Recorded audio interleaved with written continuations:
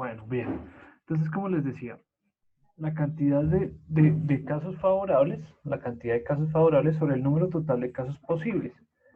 Entonces, los favorables son los que nos dio un resultado exitoso para nosotros, ¿sí? Entonces, los casos favorables son la cantidad de casos que nos dio a nosotros como exitoso. El número total de casos posibles, pues es el espacio muestral de todas las posibilidades. Entonces, si nosotros queremos calcular la probabilidad de obtener un 3,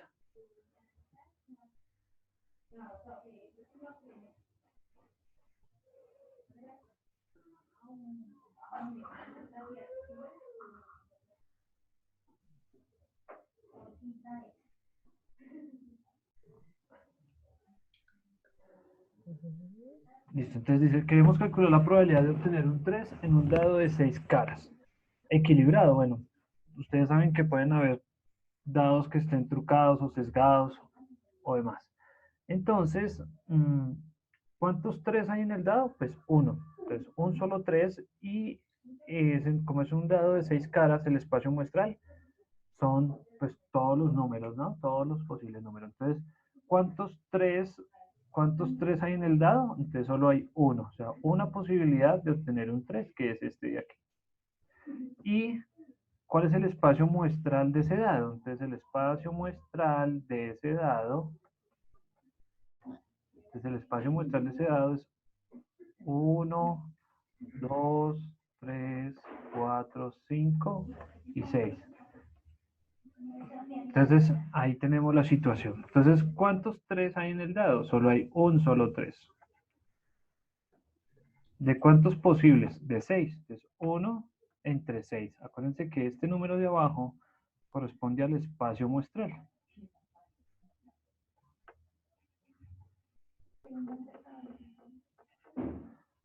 ¿Listo? Dividimos, multiplicamos por 100 y eso nos da que aproximadamente tenemos un 16,6% de obtener un 3 en el primer lanzamiento del dado. Ojo, es muy diferente coger el dado y lanzarlo una vez, ¿sí? Que coger el mismo dado y lanzarlo dos veces seguidas, ¿sí? Entonces la situación ya empieza a cambiar. O coger dos dados al mismo tiempo y lanzarlos. Es muy diferente eso.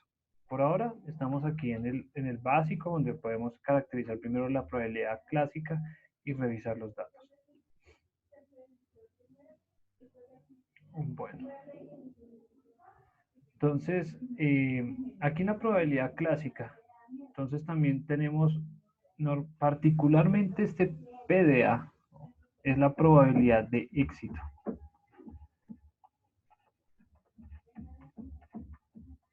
La probabilidad de éxito. Y este QDA es la probabilidad de no éxito. Entonces, como esta probabilidad de no éxito, entonces debe ser, digamos, el complemento de la probabilidad de éxito. Entonces, por eso particularmente se toma 1. Recuerden que la probabilidad de un evento cualquiera se mide entre 0 y 1. ¿Sí? O el 0% o del 100%. Entonces, si nosotros tomamos aquí el complemento, o pues si queremos hallar el complemento, entonces simplemente restamos desde 1. Ya que si sumamos las dos cosas, si sumamos las dos probabilidades, eso va a ser igual a 1. Entonces recuerden que existe probabilidad de éxito, que nosotros particularmente la escribimos como PDA, y la probabilidad de no éxito, que particularmente lo escribimos como QDA. Entonces, casi en todos los libros lo expresan como Q. Entonces, para que se acuerden que si están leyendo por allá un libro, están viendo por allá algún video y hablan de Q, Q particularmente es la probabilidad de no éxito. Y P, pues es la probabilidad de éxito de algún evento. Y si sumamos las dos, entonces esto va a ser igual a 1. Bueno, entonces aquí queremos calcular la probabilidad de sacar un as de la baraja de 52 cartas en un solo intento. Ojo, que usted tenga todo el mazo de cartas, todas las 52 cartas, y saque una carta en el primer intento, y que esa carta que usted saque sea un as. Entonces, aquí podemos decir cuántos as hay en la baraja. Entonces, ¿cuántos hay en la baraja? 4. Recuerden que es el de corazones, el de diamantes, el de picas y el de tréboles. Y el espacio muestral, o sea, el total, o sea, toda la baraja tiene 52 cartas. Entonces, la probabilidad de éxito o la probabilidad de este evento sería 4 entre 52. O sea, es como por decir, usted tiene 4 oportunidades de 52. Dividimos 4 entre 52.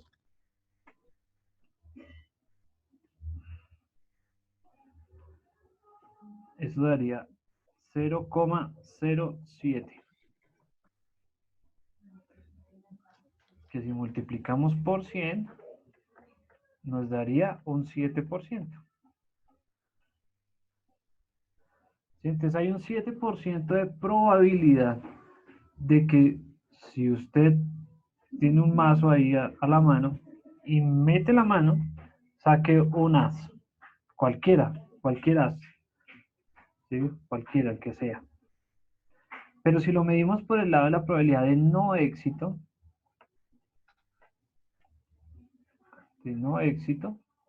o sea, el Q de A, ¿cierto? Porque es la probabilidad de no éxito del evento A.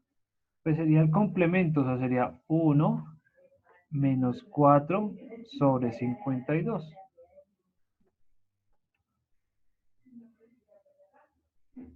Entonces, ¿cuánto sería esa probabilidad? Recuerden que este 1 se puede volver como 52 entre 52, 52 menos 4 sobre 52. ¿Listo? Para poder hacer la resta más fácil. Ahora sí, 52 menos 4.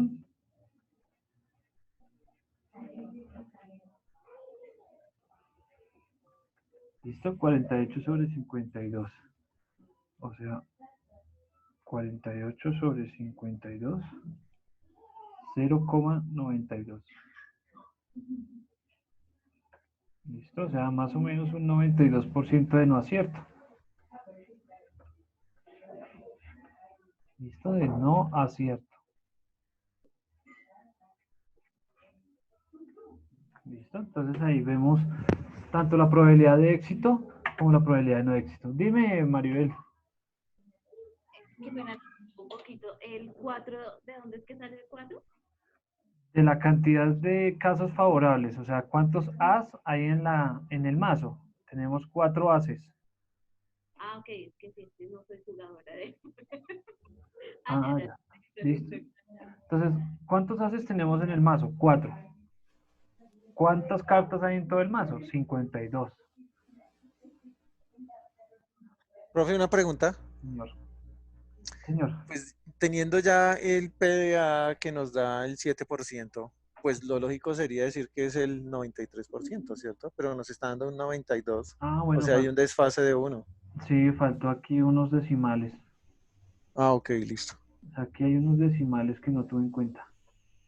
Perfecto. Listo. Entonces, bueno, es muy buena la pregunta que hace John frente a los decimales, porque hay una regla de redondeo frente a los decimales en una probabilidad. Entonces, como ustedes pueden notar, si nosotros decimos aquí el 7%, es muy diferente a decir el 7,3% que fue el que hizo falta. Sí, o bueno, lo que hizo falta ya frente a la división. Entonces, hay que tener en cuenta, pues, qué tanto o cómo vamos nosotros a redondear. No nos vamos a complicar mucho con el redondeo, porque los redondeos en probabilidad son un poquito más complicados que los redondeos normalitos, sino simplemente vamos a tomar dos decimales y listo. ¿Listo? Ok, gracias. Listo, para no complicarnos, porque eso tiene por allá un pocotón de reglas de redondeo y eso. Pero pues obviamente un 0,3 en una probabilidad, pues si usted se quiere ganar el chance, entonces pues Claro que sí. 0,3% es mucho. Sin embargo, pues eso lo vamos a seguir viendo. ¿Listo? ¿Alguna otra pregunta de este ejercicio? No, señor. Listo, bien. No, señor. Ok. Bueno, aquí ya Bueno, entonces aquí vamos a ver algo de probabilidad empírica. Lo que les comentaba de la probabilidad empírica es que este se basa de datos históricos. Entonces siempre vamos a tener en cuenta, digamos, del contexto que estamos hablando. Ya no nos vamos a ir por la parte general o teórica como la clásica, sino en este caso simplemente vamos a ver datos históricos. Sigue siendo la misma formulita de la probabilidad básica, de la probabilidad clásica, número de casos favorables sobre el número total de casos posibles, es la mismita, sino que simplemente cambia, es el enunciado del ejercicio. Entonces, por ejemplo, aquí tenemos este ejercicio. Dice, el 1 de febrero de 2013 explotó el transbordador espacial Columbia. Este fue el segundo desastre en 113 misiones espaciales de la NASA. Con base en esta información, ¿cuál es la probabilidad de que una futura misión concluya con éxito? Entonces, vamos a hallar la probabilidad de éxito de esta situación. Entonces nos dicen que el total de misiones fue 113. Y que fue el segundo desastre. O sea, eso quiere decir 2. que han habido 111 casos favorables, por así decir. 111 misiones exitosas. Si hacemos esa división,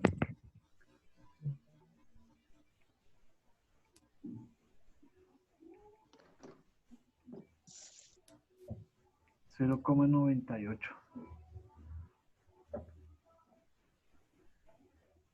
Entonces, si esto lo multiplicamos por 100, entonces 98%. O sea, hay un 98% de que una misión salga exitosa. ¿Sí? Pero entonces a lo que vamos aquí es que estamos tomando son los registros de los datos de todas las misiones de la NASA, por así decir. Y simplemente están diciendo si la nave, digamos, despegó y cumplió su misión. No estamos mirando si fue un problema técnico, si hubo algún error humano, nada. Simplemente están revisando el contexto de que 2 situaciones han fallado, pero 113 han sido exitosas. Entonces simplemente se basa en el contexto.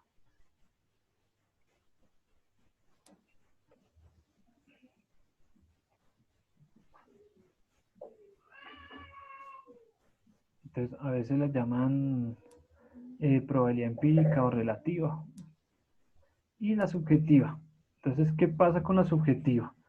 Entonces, la subjetiva, como les decía, pues depende mucho de nuestra experiencia, nuestra área de formación. Entonces, usted toma decisiones atendiendo a todo lo que usted ha vivido o vivenciado de alguna situación. Entonces, que por ejemplo usted va en su carro y que se pinche. Entonces, la probabilidad de que usted cambie satisfactoriamente la rueda, pues depende de su experiencia, ¿no? Si de pronto que usted no se vaya a equivocar, que usted no vaya a cometer un error al momento de despinchar esa rueda, ¿sí? O tomar una decisión, como les decía, dentro de su ámbito como administradores, que ustedes puedan tomar una decisión y sean lo más exitosa posible, ¿sí? Entonces, por eso aquí en el enunciado, aquí en la diapositiva dice, los abogados, los médicos y sobre todo en los negocios se usa mucho este enfoque de probabilidad subjetiva. Hay gente que maneja la bolsa o que trabaja con la bolsa. Entonces, ellos prácticamente tienen esta probabilidad subjetiva muy desarrollada porque saben cuándo las acciones van a subir o cuándo las acciones van a bajar. ¿Qué pasa con esta probabilidad subjetiva? Usted puede ser muy seguro de hacer sus cosas y la ha hecho muchas veces, pero las estimaciones subjetivas, pues son, como se nombra aquí, son difíciles de comprobar. Entonces, ¿cómo usted sabe que no se va a equivocar? Entonces, usted siempre le dice a su compañero, tranquilo, no se preocupe que yo no me voy a equivocar, ¿sí? Entonces siempre hay como un prejuicio frente a las situaciones, ¿sí? Y cualquier cosa puede influir. Entonces, así como el dólar, usted pudo haber comprado dólares hace un mes, hace 2 meses, y ahorita sus dólares valen más, ¿sí? Como pudo haber comprado dólares ahorita y dentro de 2 meses su dólar solo va a valer 2.000 pesos. Entonces, eso depende mucho de los contextos y de cómo usted toma las decisiones. Bueno, entonces, hasta ahí viene la probabilidad clásica. Entonces, como ven, siempre se mira a eventos simplones, eventos muy simples. Si usted tiene 10 balotas y 5 son blancas, entonces, pues, ¿cuál es la probabilidad de sacar una bolota blanca, por así decirlo? Esa es la probabilidad clásica. Cosas muy sencillas. Y ahora viene, pues, las situaciones donde ya se empiezan, pues, a revisar más opciones o más situaciones frente a los eventos que uno puede encontrar. Entonces, si yo tengo dos monedas y las lanzo al tiempo, entonces quiero medir la probabilidad de que las dos monedas me caigan sello, por ejemplo. Entonces, ahí es donde viene la regla de la suma. Entonces, la regla de la suma contempla la posibilidad de calcular la probabilidad de ocurrencia del evento A o del evento B o de que ocurran ambos. Entonces, fíjense que aquí vamos a hacer mención o vamos a hacer énfasis a la letra O. ¿Listo? O puede ocurrir A, o puede ocurrir B, o pueden ocurrir ambos. Pueden ocurrir más. ¿Señor? O pueden ocurrir muchos más. Sí, pero entonces aquí nos vamos a concentrar solo en dos. Sí, pueden ocurrir más. Sí, en la regla, digamos, la regla especial de la suma. Pero entonces vamos a tener en cuenta que la regla de la suma maneja la letra O. ¿Listo? Porque la de la multiplicación utiliza la I.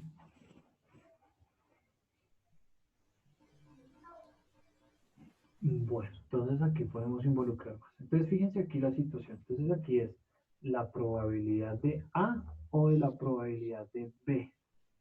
¿Cierto? El O. El O. Porque también pueden ocurrir ambos.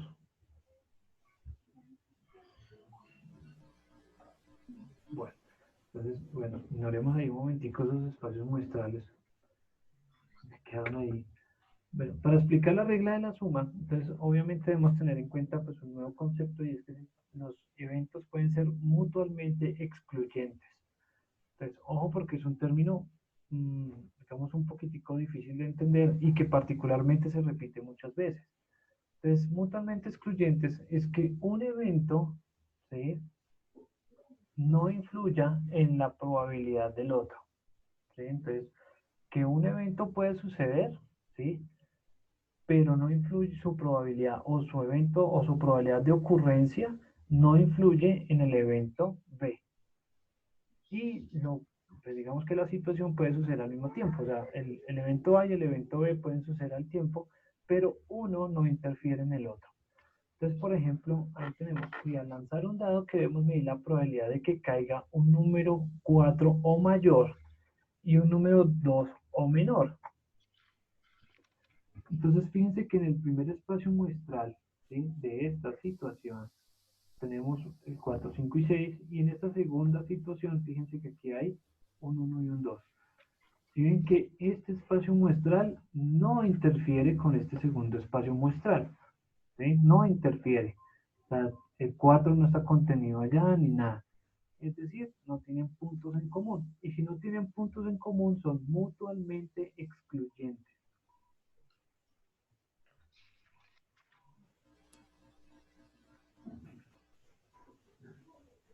Entonces, en este caso, en el que los eventos sean mutuamente excluyentes, pues entonces ahora sí lo que decía yo, podemos tener muchos eventos que se puedan sumar. Entonces en este caso, la probabilidad de A, la probabilidad de B, más la probabilidad de C, y así sucesivamente. Siempre y cuando los eventos ocurran pues al mismo tiempo, pero que uno no interfiera en el otro. Esa es la regla especial de la suma. Y vuelvo y resalto aquí. Miren que aquí utilizamos la letra O. Y la O simboliza la suma de las probabilidades. Entonces vamos a hacer aquí un ejemplo. Fíjense aquí, pero lo paso aquí, listo.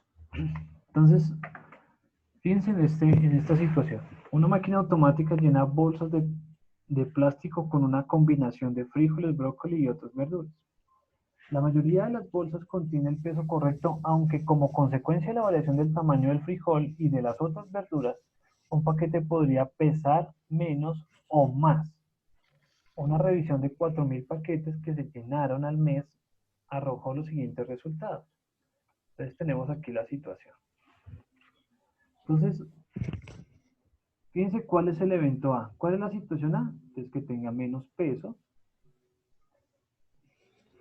Aquí que tengamos el peso correcto sería la segunda situación. Y que tenga más peso sería la tercera situación. Hay 100 paquetes, 3.600 paquetes y 300 paquetes en cada una de las situaciones. Entonces, ¿cómo hallamos la probabilidad?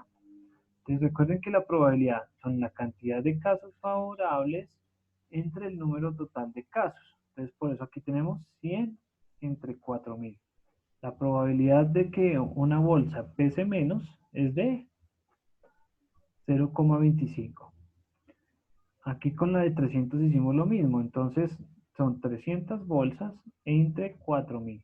Y la probabilidad de que una bolsa pese más es del 0,075. Entonces fíjense que ¿cómo hallamos estas tres probabilidades? Pues usando la probabilidad clásica. Entonces la formulita de la probabilidad clásica. Pero pues aquí ya estamos mirando dos eventos. Aquí ya estamos mirando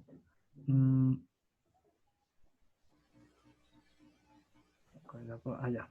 ¿Cuál es la probabilidad? Entonces vamos a medir cuál es la probabilidad de que un paquete en particular pese más o pese menos. ¿Sí ven? Entonces el O. Entonces la O. Otra vez hacemos mención. Que pese menos o que pese más. Entonces estamos mirando dos situaciones. Hay dos eventos que están jugando ahí. Pero queremos saber cuál es el primero o el segundo. Aquí volvemos a tener las probabilidades. ¿Cuál es la probabilidad de que un paquete en particular pese menos o pese más? Entonces, pues aplicamos la regla de la suma. Entonces, como nos están hablando del O, entonces hacemos en particular suma. Y tenemos la probabilidad de A, que es la que pese menos, y la probabilidad de C, que es la que pese más. Y entonces ahí tenemos un 10%. Nótese que los eventos son mutuamente excluyentes, ¿sí? Eso quiere decir que un paquete no puede pesar menos y pesar más al mismo tiempo. ¿Sí? Son mutuamente excluyentes. O sea, la probabilidad de uno o la ocurrencia de uno no interfiere en el otro. O en el segundo. Entonces, por eso los ejercicios de probabilidad a veces hay que leerlos un poquito, más de 2 veces a veces, ¿sí? O sea, uno a veces no lo coge de una porque pues, la pregunta no es tan explícita, el ejercicio a veces no es tan, digamos, tan explícito, ¿sí? Entonces toca deducir cuál es la regla que hay que utilizar, o la regla de la suma o la regla de la multiplicación. O si si es suma, entonces si son eventos mutuamente excluyentes o no son mutuamente excluyentes, que es lo que vamos a ver acá. Ah, bueno, hay otro ejemplo aquí. Dice, en un mazo tradicional de 2 cartas, queremos medir la probabilidad de extraer una carta de diamantes bueno, una carta de diamantes o una carta de tréboles.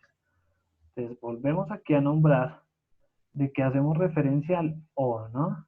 Entonces, o una carta de diamantes o una carta de tréboles. Entonces, la probabilidad de sacar diamantes, una carta de diamantes sería, ¿cuántos diamantes hay en la baraja? 13, ¿no? 13 de 52. ¿Y cuál es la probabilidad de sacar tréboles? Entonces lo mismo, hay 13 de 52. ¿Cierto? O. Entonces, como es un O, vamos a utilizar la regla de la suma. Entonces, A o B. Entonces sería la suma de A más la suma de B. Entonces serían 26/52. O sea, un 0,5 o un 50%. Ay, se me fue aquí. Listo ya. Un 50%. ¿Listo? Pero entonces fíjense aquí lo más importante es que una carta de diamantes no puede ser carta de trébol y una carta de trébol no puede ser una carta de diamantes. Por lo tanto, el evento es mutuamente excluyente.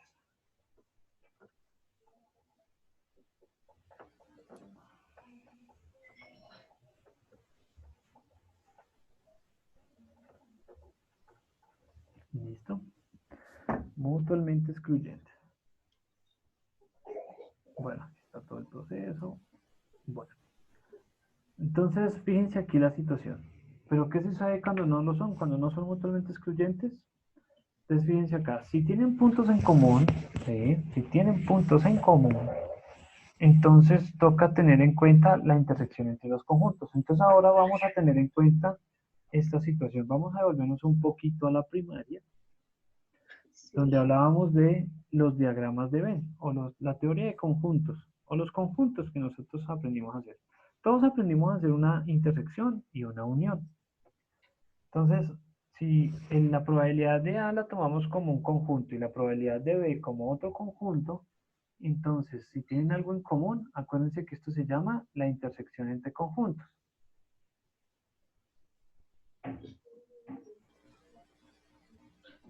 La intersección. ¿Listo? La intersección entre conjuntos. Si tienen puntos en común, miren, sí. Pero si no tienen puntos en común, o sea, si son mutuamente excluyentes, pues se vería de esta manera.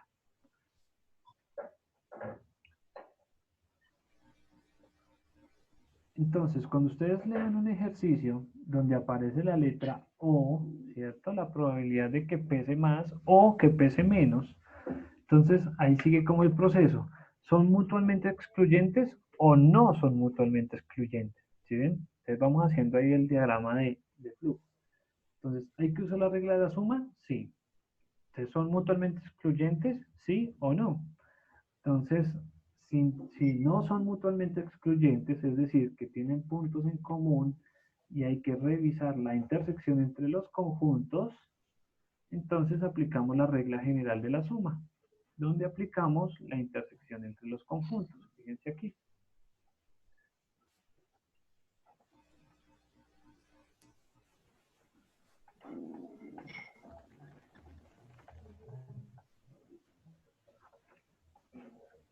Bueno. ¿Listo? También se puede notar de esta manera. Bueno, cualquiera de las dos funciona. ¿Listo? Cualquiera de las dos notaciones. Pero entonces, fíjense que aquí sigue siendo el O. Y si es O, hay que sumar. Y si tienen puntos en común,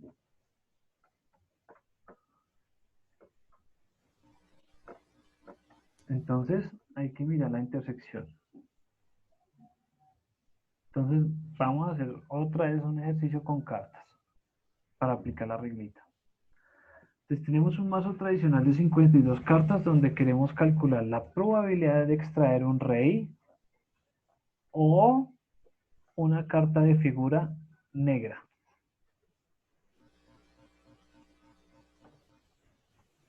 Listo, de extraer un rey o que sea una figura negra. Entonces, la probabilidad de que sea rey. Entonces, ¿cuántos reyes hay en la baraja? 4 reyes hay en la baraja. Listo. Y la probabilidad de que sea una figura negra. Una figura negra. Listo. ¿Cuántas figuras negras hay? Pues está la J, Q y K, ¿cierto? Entonces son 3, pero por tréboles, los tréboles y las picas. O sea que en total hay 6. O sea, 6 de 52. ¿Listo? Entonces ya tenemos la probabilidad de que sea rey, la probabilidad de que sea figura negra y la probabilidad, porque hay puntos en común, ¿cierto? La K simboliza rey. Entonces, ¿cuál es la probabilidad de que sea rey? Bueno, y que ocurra, bueno, o que ocurra ambos al mismo tiempo. Y que sea figura. Rey y figura. Entonces, la intersección entre los dos conjuntos, ¿cuál sería ahí?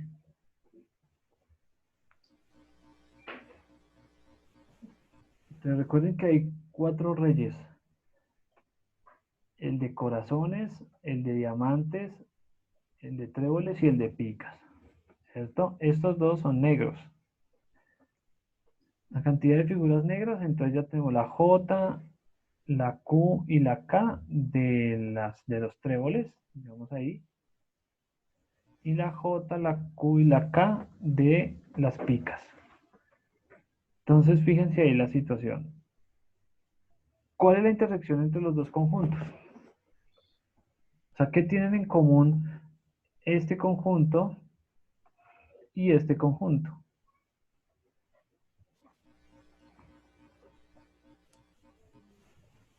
¿Cuál será la intersección entre esos dos conjuntos?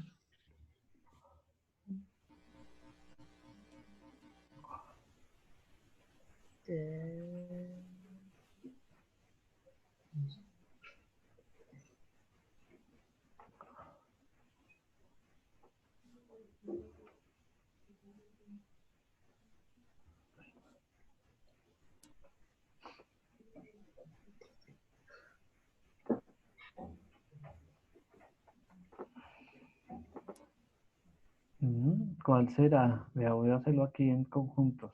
Diamantes, tréboles y picas. Y aquí el otro espacio muestral. Entonces sería J de tréboles, Q de tréboles y K de tréboles. Y la otra sería J de picas, Q de picas y K de picas.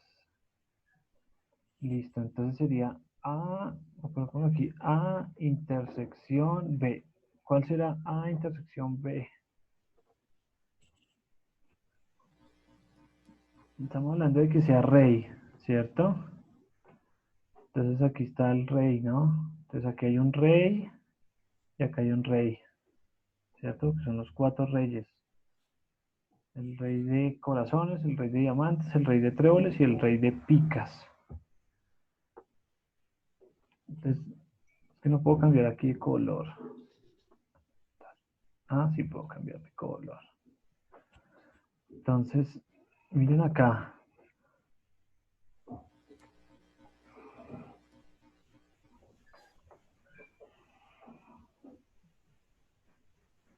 ¿Ya vieron cuál es la intersección? El rey de trébol y el rey de picas. O sea que la intersección aquí es 2 de 52.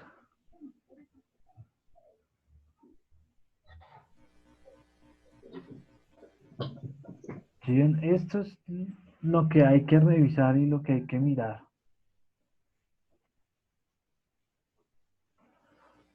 Entonces, la probabilidad. Entonces, la probabilidad de A, si están viendo lo que estoy apuntando, ¿cierto? Porque a veces...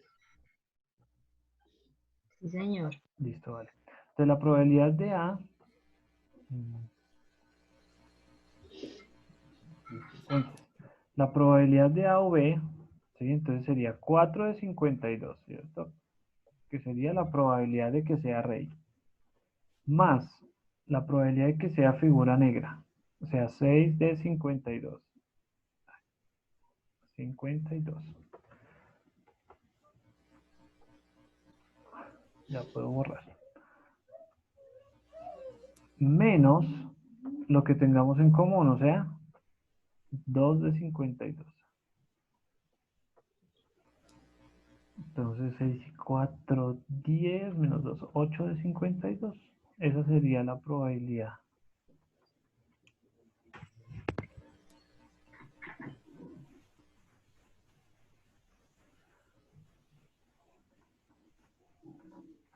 $0,15 por 100.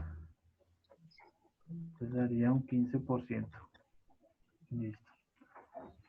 Bueno. Bien.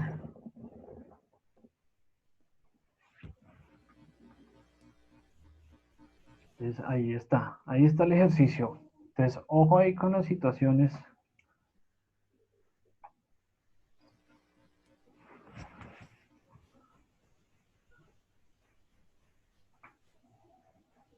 Bueno, aquí está la explicación. Igual pues voy a subir las diapositivas, ¿no? Bueno.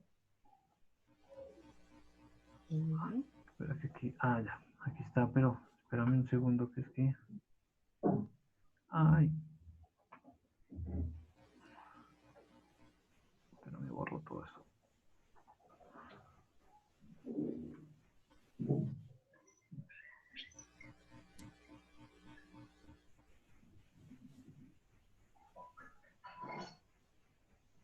Listo, entonces aquí tenemos el mismo ejercicio, pero visto desde los diagramas de Venn. Entonces, la probabilidad de A, o sea, que sean reyes, la probabilidad de que sea figura negra y de las dos situaciones, o sea, de la intersección. Entonces, visto desde los diagramas de Venn, pues sería de esta manera. Entonces, probabilidad de A, probabilidad de B y la intersección, pues es este dato que tenemos aquí. Sería este dato que tenemos acá.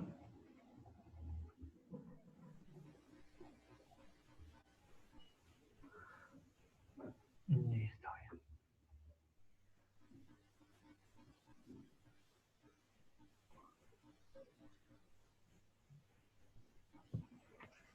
Bueno, es un ejercicio. Vamos a obviarlo ahí. Vamos a arreglar la multiplicación. Pero entonces ya nos va a sacar la aplicación. ¿Tienen más clase ahorita? Sí, señor. ¿A qué hora? ¿Alguien quiere? ¿Cuál clase a qué horas? Desde gerencia pública. Ah, pues, por acá. ¿A qué horas es eso? Creo que 3:45. Pero yo miro. No me acuerdo. Pero yo miro el horario que aquí lo tengo. Gerencia pública, 3:45 a 6, correcto. Sí. Bueno, entonces podemos explicar aquí toda la parte de multiplicación para no irnos con la mitad del tema. Sí, señor. Bueno, pues entonces ya nos va a botar otra vez.